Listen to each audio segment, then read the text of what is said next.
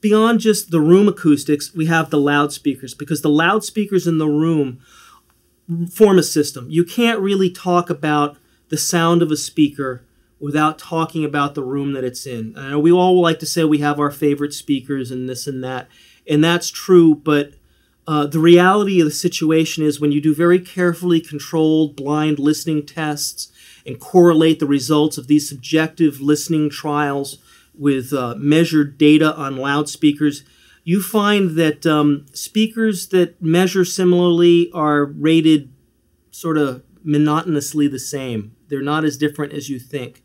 Having two speakers even side by side, there's enough physical difference that the room will have enough impact on the way you perceive sound, particularly below 300 hertz or so in the bass regions, that you'll say, oh, I like that speaker better. This speaker has this problem here. But most of us don't take the time to flip them around.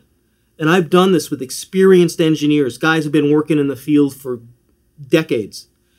And they're like, oh my God, now that problem, it stayed in the spot. Now this speaker has that problem. This speaker sounds good. So they liked the position more than the speaker, and they'd never thought that that could be the case.